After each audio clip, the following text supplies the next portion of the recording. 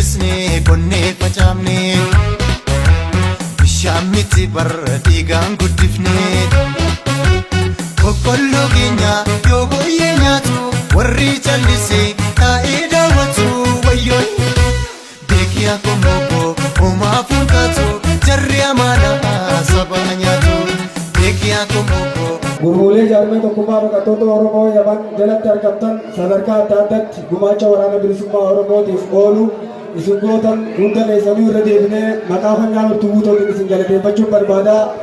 Mee hamilee naafannaa fi akka miseensitoo gurmuu ni gumaache kanaaf.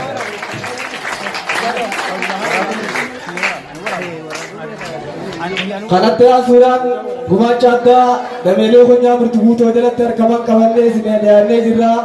Dameen konyaa mirtuu guutuu jalatti argamtu gaa baranaaf marsaa bara kana keessa marsaa lammaffaadhaaf gumaacha addaa qabattee dhiyaachuu isiiti.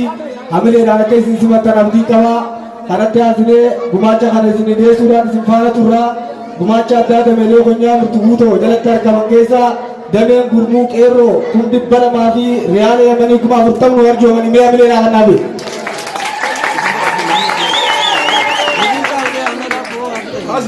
Hamilee ridditi kaasa godhuun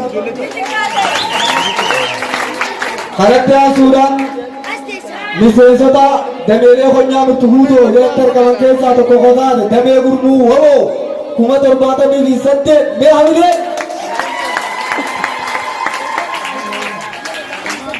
akkasumas dameelee konyaa mirtuu guutuu jalatti argamtu keessaa damee gurmuu gadaa 2,205 nu arjoomte mee hamilee naa kannaafi. Xumura irrattis dameelee konyaa mirtuu guutuu jalatti argamtu keessaa tokko kan taate damee gurmuu saba 872 nu arjoomanii walumaa gala miseensonni konyaa mirtuu guutuu baadiyyaa fi magaalaa naannoo magaalaa sanatti kan argaman hundi isaaniitu dirqama qabsoo isaaniitti kan itti fudhachuudhaan miliyoona 1,302,500 riyaala Yamanii nu arjoomanii mee hamileen hamileen xixiqqaa warri yeroo darbees miliyoona 1,872,500 suudii nu arjoomanii arraas odoo